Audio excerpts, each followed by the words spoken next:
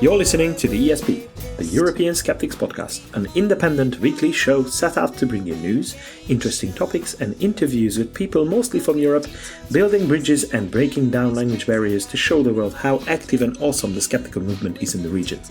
This is episode 539. I'm your host, András Pinter, and joining me for the show is my co-host, Pontus Böckman. See ya! Hejsan, András. You're on the move again, I can tell. Yes, I'm currently traveling in Canada. And, I have to tell you that last night I met up with, it's not an unusual thing for us to do. Whenever I'm in Ottawa, there are a bunch of skeptics, some of them deeply involved with CFI Canada, who tend to come and meet me after I'm freed from my duties with the group. So it was like an evening conversation with skeptics. And I always love that. It's such a great opportunity to have some highly intellectual conversations. Yes, we need that. Oh, yeah. Yeah. And I enjoyed that immensely. So I know that Shauna Watson is listening, and her partner Steve as well. So, guys, thank you for coming out and meeting me.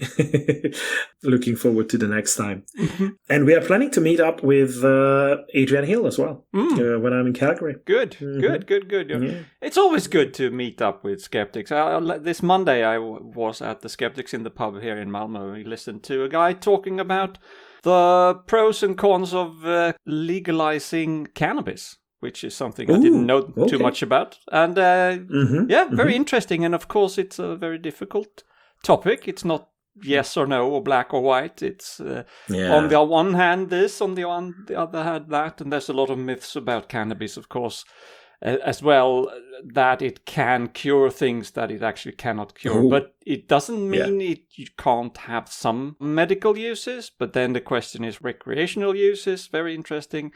I'm not planning to try it even, but it was interesting and nice to meet up with the local skeptics here. I think we were like 25 of us or so.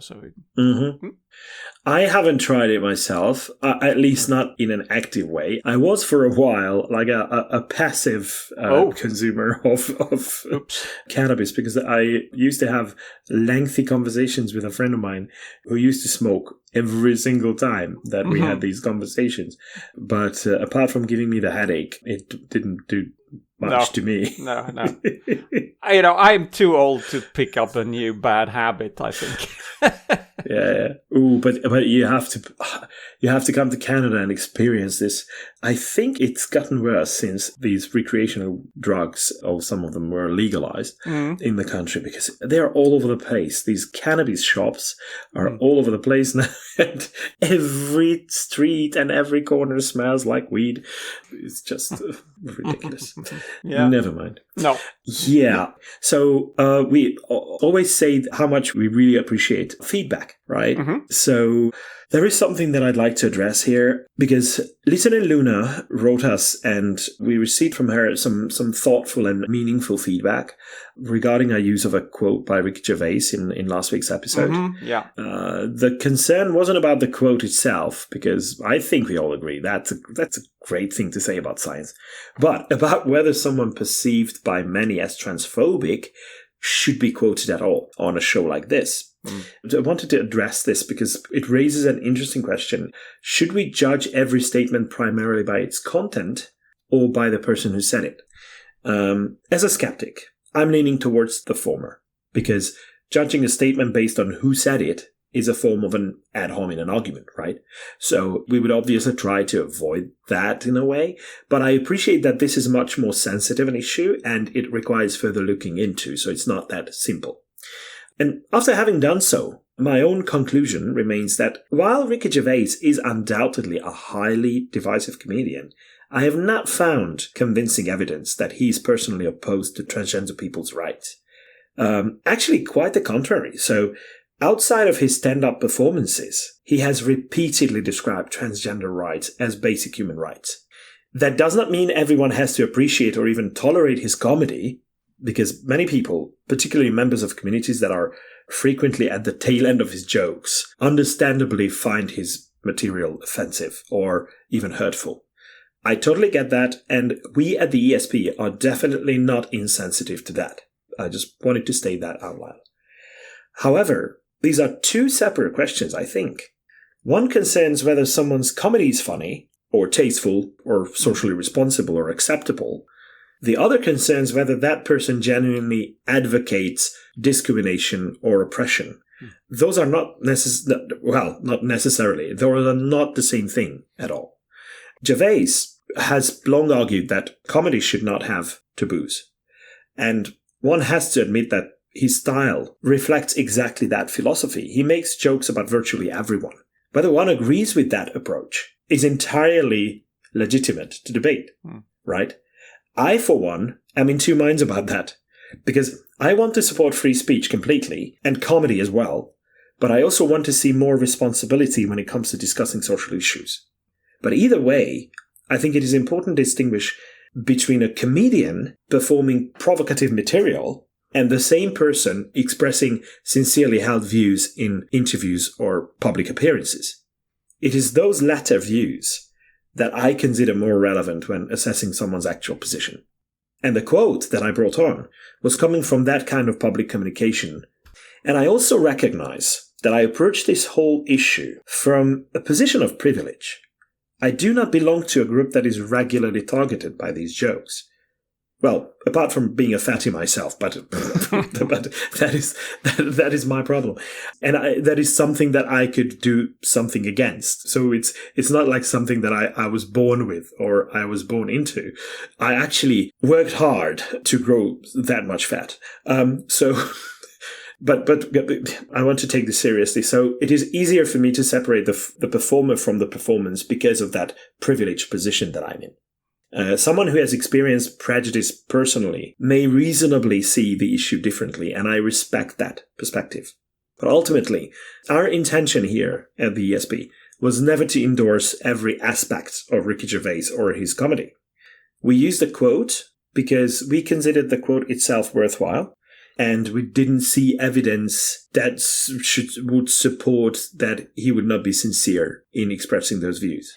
If compelling evidence emerged that he actively promotes discrimination against transgender people outside the context of his comedy, I would gladly reconsider my assessment of the whole situation, obviously, because I tried to be true to skepticism that I'm advocating for, which means that being willing to revise one's views when better evidence becomes available. So I really appreciate your feedback, Luna. I encourage everyone else to express your opinions and your criticism towards us every single time that you come across something that you don't agree with. We like discussing stuff, and I'm really looking forward to hearing what you think of that. I did send Luna a lengthy explanation of this as well. But, yeah. Yeah, I just want to add one thing to that, and I think it's very compelling to say that you should be allowed to joke about everything, but I think it's always cheap it's always fine if you kick up, if you make fun of people who have more power than you have, or more privileged than you are. Yeah. But when you're kicking down, then it's very questionable. I don't think it's very funny, and I think over time Gervais has become a lazy comedian. Now I'm criticizing his comedy, not his political views or other views. But I think he's become lazy, and he has focused on just shocking people. And that's cheap. It's easy to shock people by saying the forbidden things. And that's not always funny, especially if it's targeting people who are in a situation that they are used to being mocked or being persecuted in any kind of way. So personally, I think Gervais is not as funny as he was in the beginning of his career. And also one thing, it wasn't that long ago we quoted Richard Dawkins, but we also made sure when we did that quote to say that we do not agree with everything that Richard Dawkins are saying. And so we could have said that as well last week and said, okay, this is Ricky Gervais. We have these problem with him as a comedian, but this quote is good. We could have said something like that. Yes, but on the other hand, I think that should go without saying, that we don't necessarily endorse everything about a person just because we use a quote from them, especially because we cannot be aware of everything related to those people. On the other hand, something that I have a bit of an issue with is this very quick reaction. And I'm not referring particularly to this situation, but as a general, societal reaction to cancel people for things that they have done that are unrelated to the other thing that we appreciate about them. So I will still appreciate Dawkins's works and everything that he has written prior to becoming a bit of a self-indulged pope of atheism. So he's like when he completely started losing it. But prior to that, he has been a most amazing science communicator and advocate for science. And I think we should still appreciate that and put it in the context that it belongs to, and not try to sweep it away just because we don't agree with other stuff that he has said since. I don't know if I'm expressing myself clearly here, but that is basically what I think about that. Yeah, but please present us with evidence if there is some, and we will reassess our opinions, because that's what we should all be ready to do. Yeah. Anyhow, thank you very much. And I would really like everyone to keep writing to us. We love getting these emails, so please do so. And before we go to this week's stories a little bit deeper, I feel like I have to mention an extraordinary development from Hungary. And I'm really happy about this. Listeners of the show, regular listeners of the show will probably know that for years, Hungary's state-owned and operated public broadcaster that was completely taken over by Orbán's government was basically used less as an independent public service broadcaster and more as a government communication outlet, like a propaganda tool that was constantly spreading disinformation. It was under the control of something that was called MTVA, or the Media Services and Support Trust Fund. And of course, it has been criticized by press freedom organizations, the European Commission, the Organization for Security and Cooperation in Europe, and numerous other media researchers. But this week, visitors to these outlets, like Híradó.hu, the website of Hungary's state-owned news broadcaster, and viewers tuning into the M1 news channel, that also belongs to that, were greeted not by the usual outrageous stuff, but by a black screen carrying a remarkable message. And the message reads, "Public media must not lie. We apologize for having done so for many years. Public media is now being transformed so that it will be independent and credible in the future. News service is temporarily suspended. Stay with us." Ooh. Wow. So it temporarily suspended while they reorganize, or what's going on there? Yeah. Okay. Yeah. Okay. So interesting. Hungary's new government installed an interim leadership at MTVA, this big news organization of the Hungarian state, and temporarily suspended news broadcasts because they are beginning to do a major restructuring.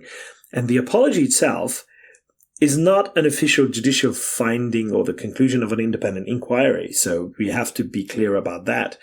Rather, it reflects the assessment of the new management, which says it aims to rebuild public broadcasting as an independent and trustworthy institution that it should be and it used to be.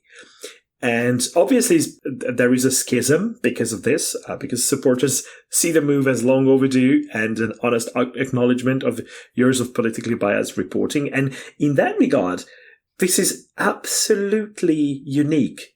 I couldn't find anything that was even remotely similar to this from other countries. So this is extraordinary, I think.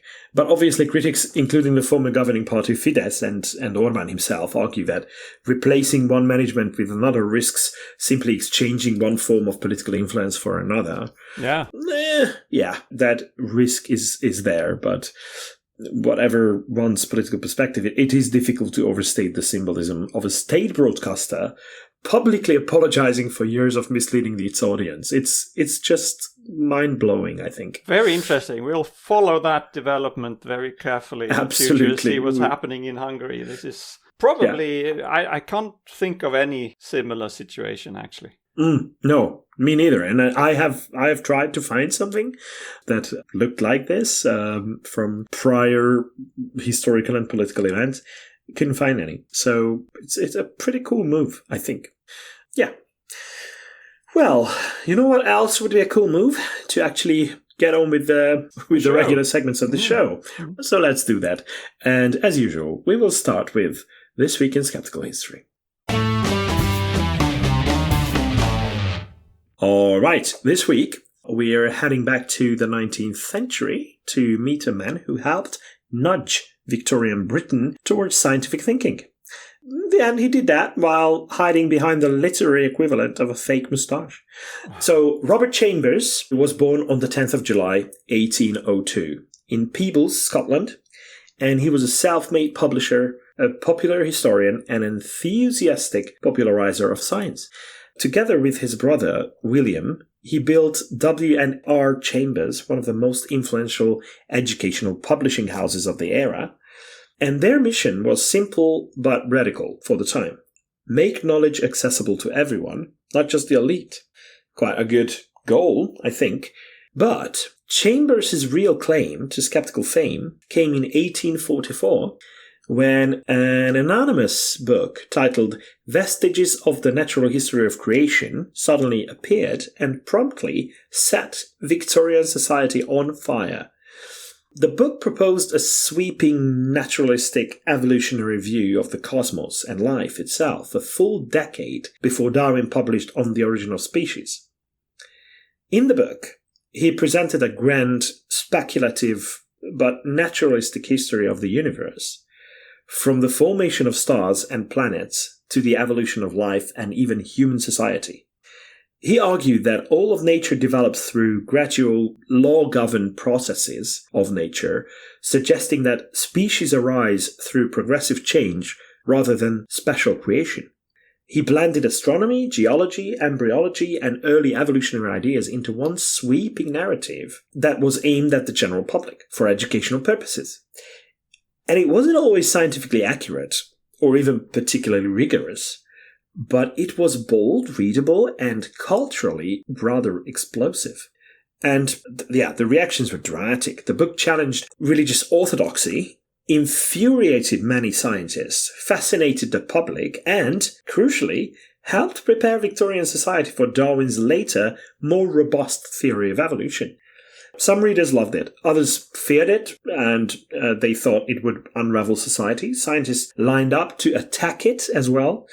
Clergy lined up to condemn it. So it was a rather strong reaction from all parts of society. And yet, it looks like everyone actually read it, including Queen Victoria, Abraham Lincoln on the other side of the pond, Charles Darwin, and Thomas Henry Huxley, who actually delivered one of the most brutal reviews in scientific history when writing about this book. And Darwin himself later admitted that Vestiges helped prepare the public mind for evolutionary thinking. In other words, Chambers kind of softened the ground so Darwin could plant the seeds. But it's understandable that he tried to keep the secrecy, because Chambers knew perfectly well that being associated with such a controversial book could destroy his publishing business, so he kept quiet. Only a handful of people knew the truth during his lifetime, and his authorship wasn't confirmed until 1884, long after he died in 1871. So why am I featuring him on This Week in Skeptical History? Because he championed naturalistic explanations, also championed public access to science, and he pushed the idea that knowledge should challenge dogma, even if you have to publish it anonymously to avoid being socially burned up. So his work didn't get everything right, as I mentioned earlier, but it helped shift the cultural conversation toward evidence-based thinking. So I think Robert Chambers, who was the publisher who dared to evolve in an anonymous way, but now we know for a fact that it was him, I think it deserves to be commemorated because of this on This Week in Skeptical History. Mm-hmm.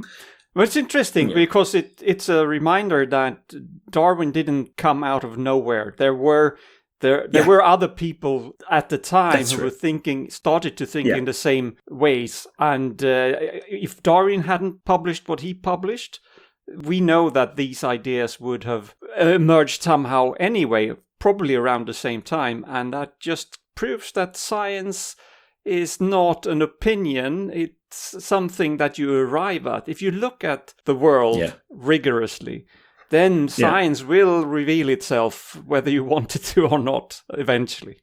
Yeah, I think it was Neil deGrasse Tyson who said that if you have any literary work that is fiction, the same things will probably not emerge at all.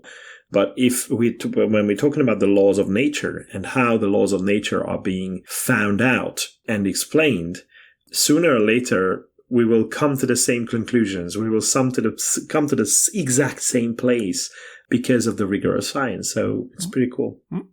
And actually, you mentioned that Darwin was not, someone else would have come up with the same thing. Well, it actually did happen. Yes. So Alfred Russel Wallace, basically wrote up the same thing that Darwin come to as conclusion on 12 pages only. And that scared the shit out of Darwin. That was actually what pushed him towards writing up the book and finishing the book, because he had been working on it for 20 years or so and wasn't willing to publish. But when someone else came up with the same idea, he said, oh, holy shit, he's not going to do this before me, right? But they published together as well. So They did. They acknowledged each other's work. Yeah, so that was good. Yeah. All right. So the 10th of July of 1802 was when the anonymous evolutionist was born. Okay, that means that we are moving on to finding out what's been going on in Europe lately. In November last year, on episode 506, we celebrated that the Jehovah's Witnesses, the J-Dubs, lost their right to receive state support in Sweden as a religious organization. Personally, I strongly disagree that any religious organization deserves any support, but what can you do? But the J-Dubs certainly are not contributing anything good to society or their members, in my humble opinion, so they should go out. So what we did back in November was that we gave the Really Right Award to the Swedish government for excluding Jehovah's Witnesses from that list. But what happened was that the law was changed and they no longer qualified, since it was argued that they discriminated against gay people or a lot of other minorities as well. And that excludes you from the list of approved religious organizations. In Norway, back in December 2022, so several years ago, the government there did the same thing, and we had the very nice situation that neither Norway or Sweden were now supporting Jehovah's Witnesses to receive tax money. Well, we celebrated too early, because I have bad news. Okay. Because the J-Dubs apparently have access to good lawyers. Or at least skilled lawyers. The Norwegian Supreme Court decided earlier this year, with the narrowest possible margin, 3-2, that the Norwegian state had not sufficiently proved the allegations of shunning, undue pressure against children, and stopping people to leave the church. Therefore, refusing state funding and registration under Section 6 of the Religious Communities Act were not met. So the J-Dubs are back in business in Norway. Oh. And I have more bad news, because in Sweden, exactly the same thing happened. Förvaltningsrätten in Stockholm, that's the court that looks into cases where private citizens or organizations bring grievances against the Swedish authorities. So there's a special court for that. They took a new decision now in June, and they ruled that, quote, religious freedom trumped the claim of discrimination. So now they are back on the payroll again here. I don't think the courts are politically biased here or religiously biased. I believe this is probably that the laws are not written correctly. So, I mean, the lawyers just interpret the laws, right, as they are written. And the laws probably need to be rewritten to make sure that we don't get these manipulative cults receiving state funding. Exactly. So that begs the question, how big is Jehovah's Witnesses as a church in Sweden? They're not as small as you could imagine. I mean, they're not huge, but according to their own reporting, and we should take these numbers with a little grain of salt, because the number of members is the basis for how much financial support you get. But according to their own reckoning, they have about 22,000 members in Sweden. And that is a lot in a way, because it's almost 0.5% of the population, if that is true. Yeah. And that brings me to another news item this week, and that is that last weekend, 3rd to 5th of July, there was a huge gathering of Jehovah's Witnesses in Stockholm. They had booked a big sports arena for this gathering, and they claimed that they had 30,000 participants. That sounds like a stretch, because they only have 22,000 members. But they also claim that this was an international event. Okay, so maybe there were other people there as well. However, all the information and the program and descriptions on their website was only in Swedish, with no translations at all. So I seriously doubt that a huge number of foreigners planned a trip to Sweden to listen to speeches and talks that must sound to foreigners like the Swedish chef from the Muppets. You could call the J-Dubs Muppets as well if you want to. Feel free. Well, we can do some name calling. That's fine. I mean, as long as we're doing it as comedy. But I want to clarify something about this. We're not advocating for pushing these organizations or pushing these religions out. If society needs them, if there are people who need them, yeah, they have every right to be there. However, getting state funding is what the issue is. Yeah.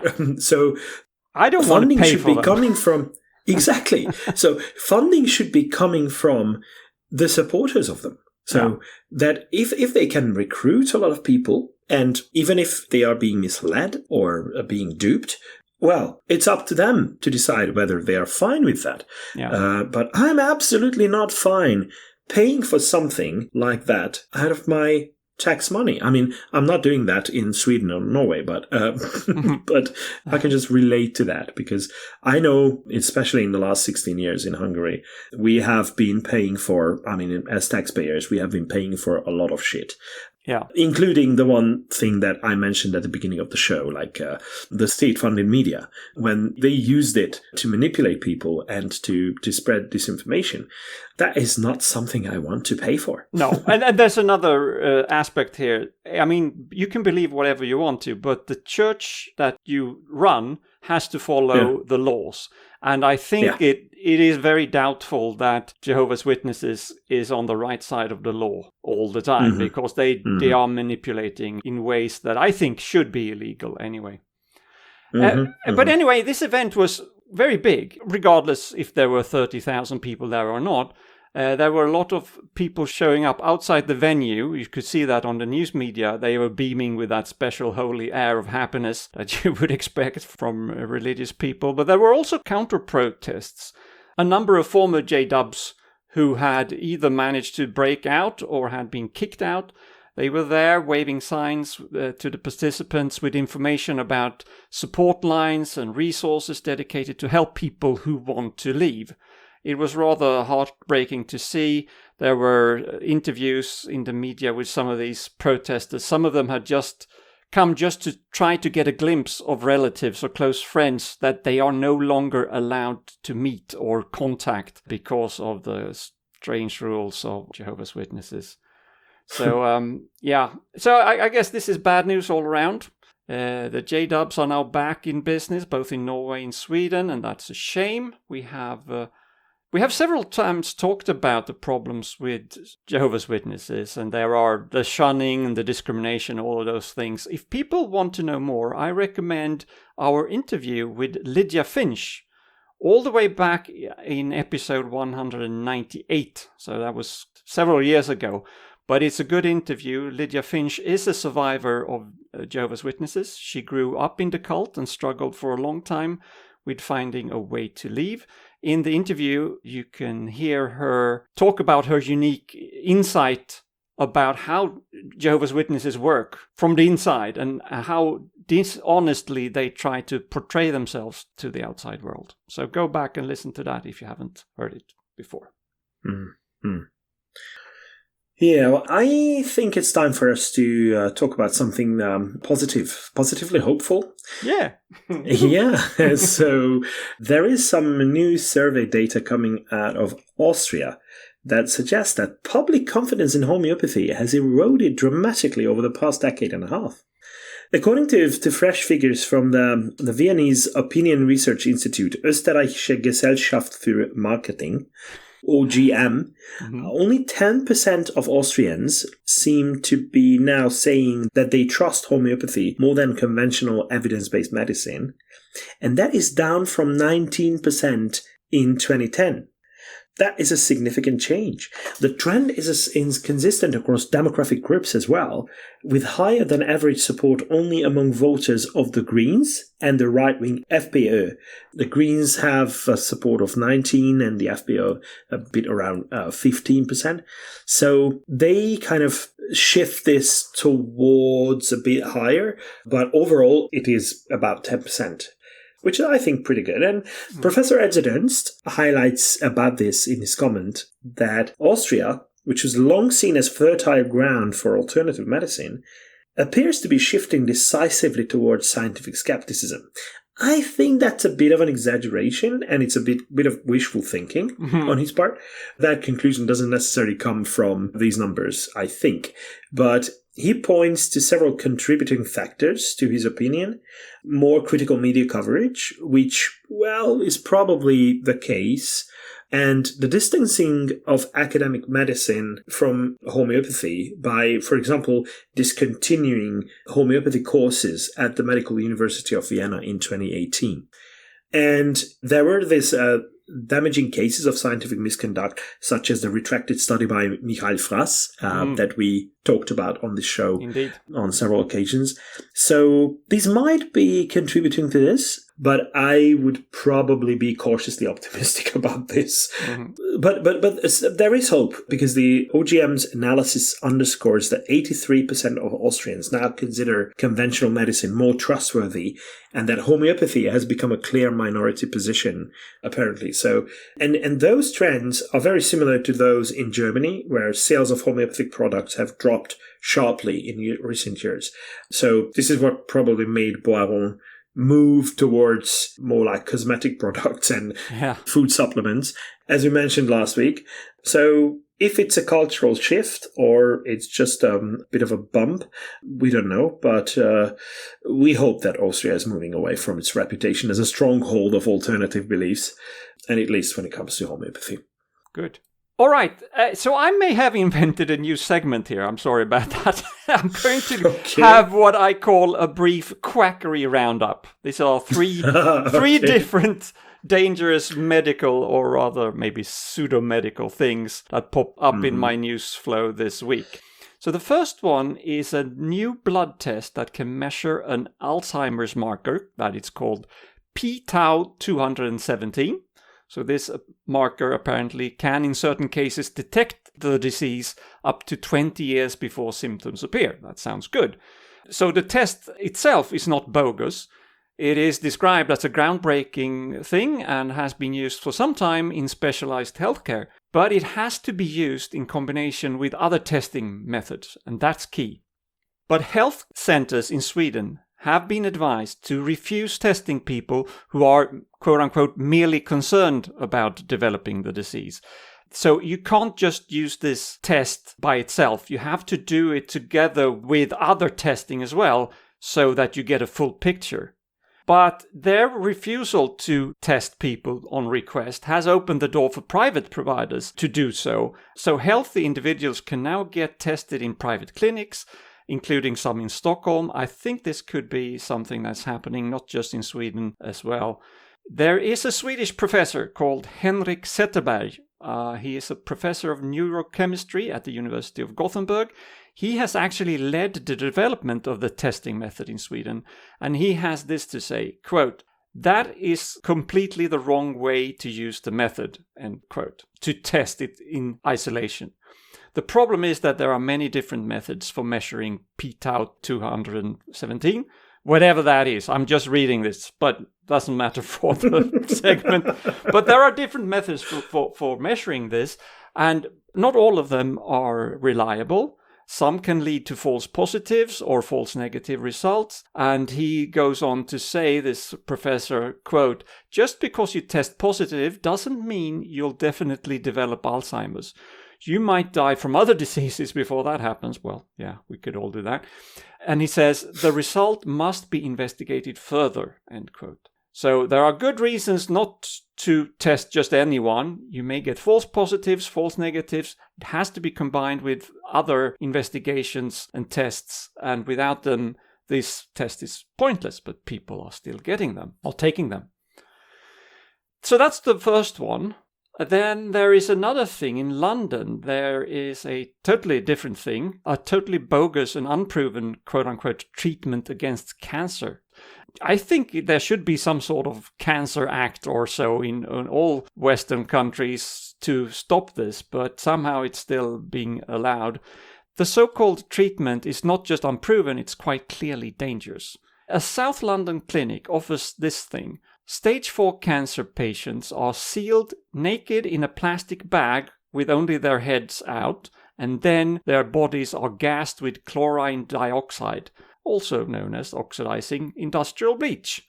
And the idea here is that this gas will cause severe oxidative stress to the cancer cells and altering their internal pH and forcing tumors to self-destruct.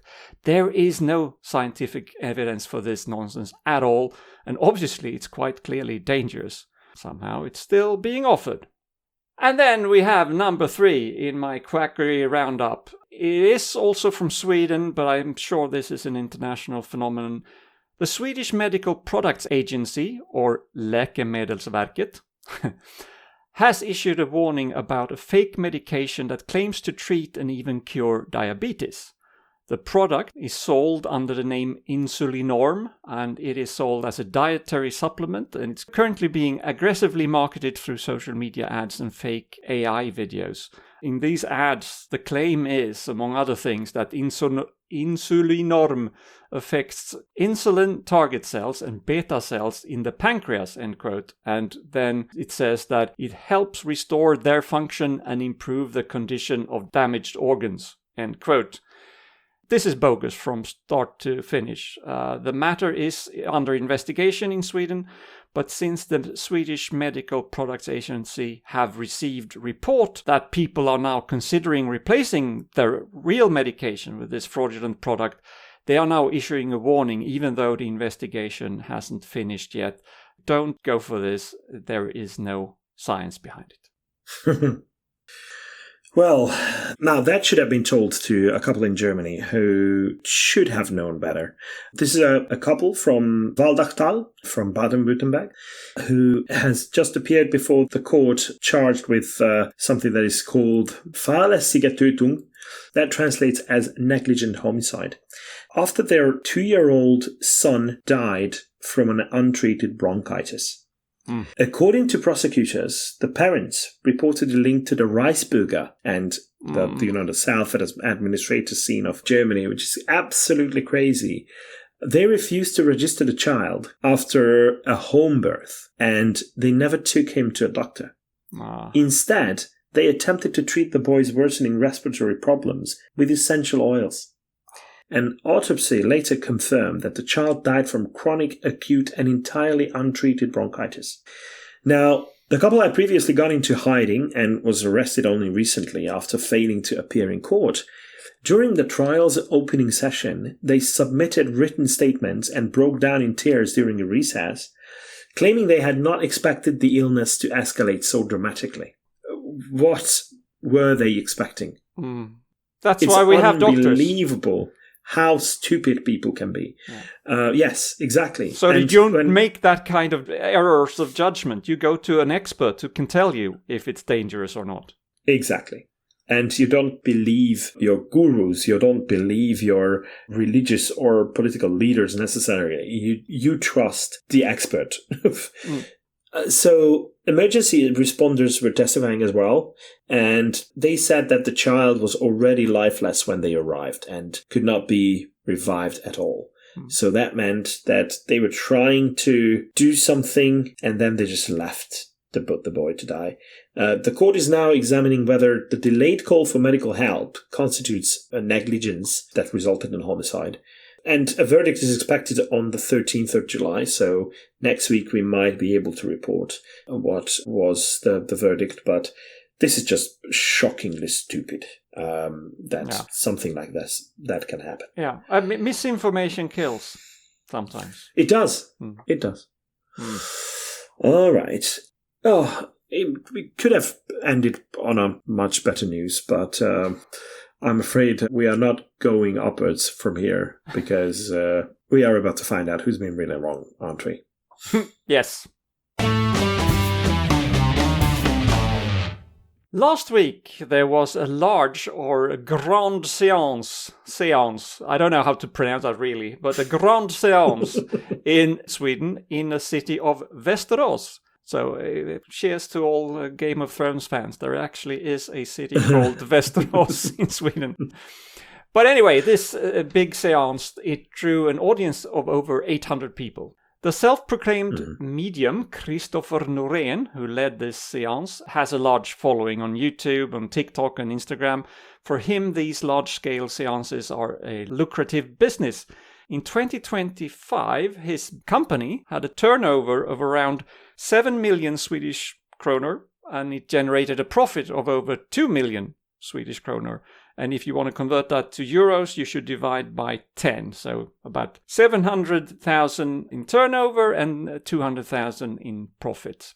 At the moment, Norén lists another 12 upcoming large-scale seances on his website, scheduled between late August and the end of October.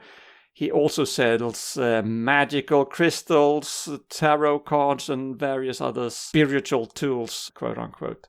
And I think these grand seances, big as they are, quite often fly under the radar. They are meant for a very specific target audience.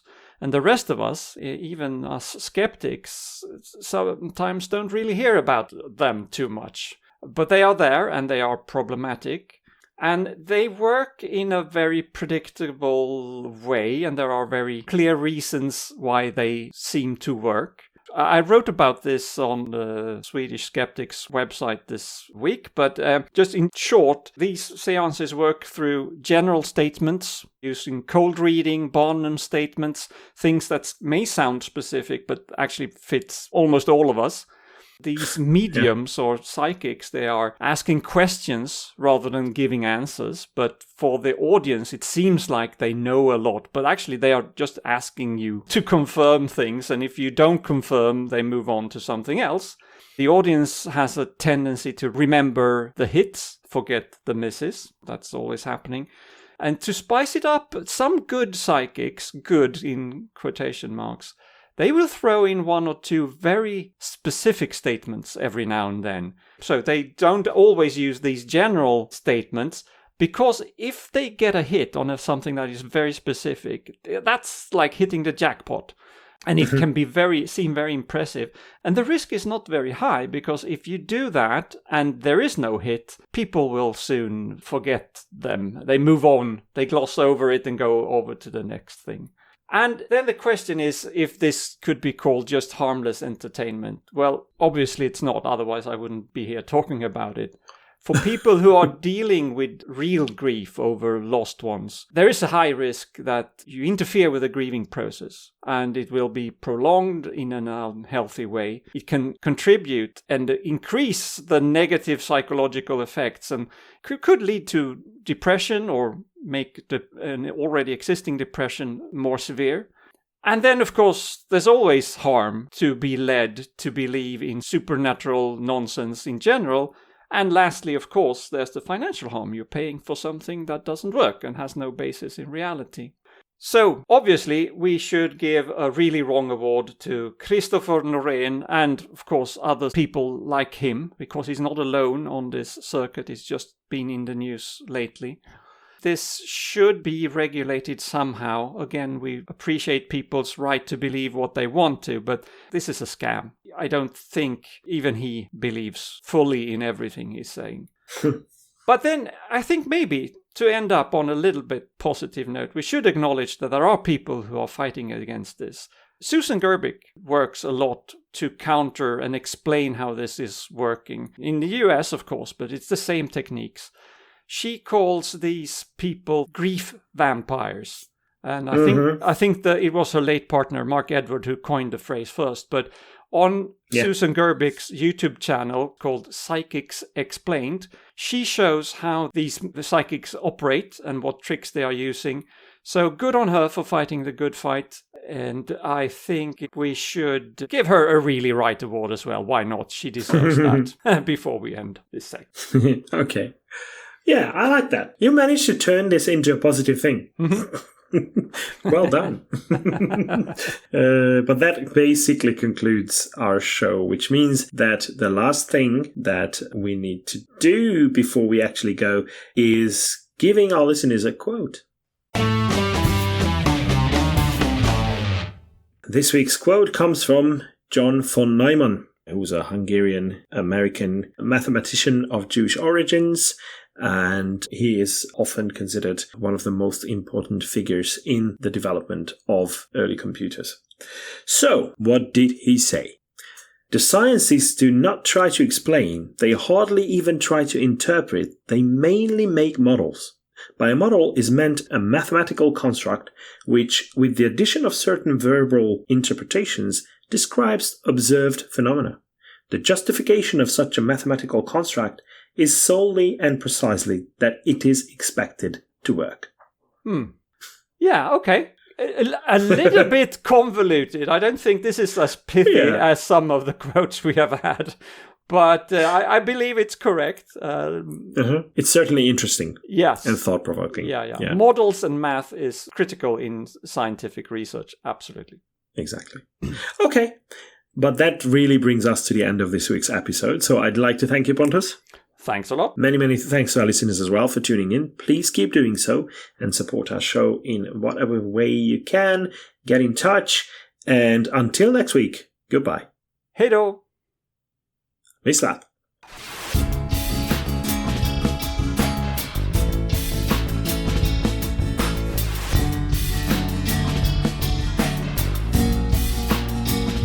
This has been your ESP experience.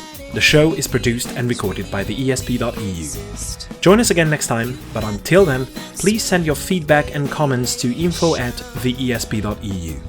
We would also love to hear your ideas and suggestions regarding topics, and if you have any skeptical news from any European country, we're always eager to hear about them.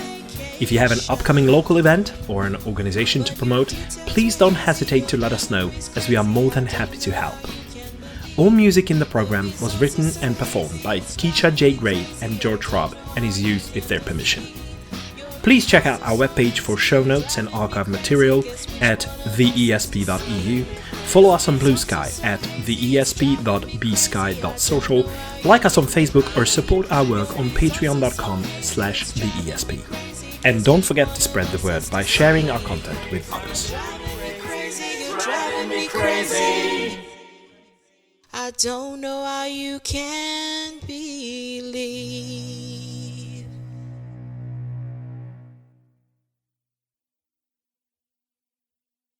Religious orthodoxy, it infuriated... Fuck me. The book challenged religious orthodoxy. It infuriated... No, infuriated. Infuriated. Yeah. No. Shit. As we mentioned next week. Last week and next week. Sorry. I'm just gonna make sure that everything is uploaded and then I'm headed to bed because it's past 1 a.m. now. So. Okay, all right. Goody. Okay. All right, thanks a lot.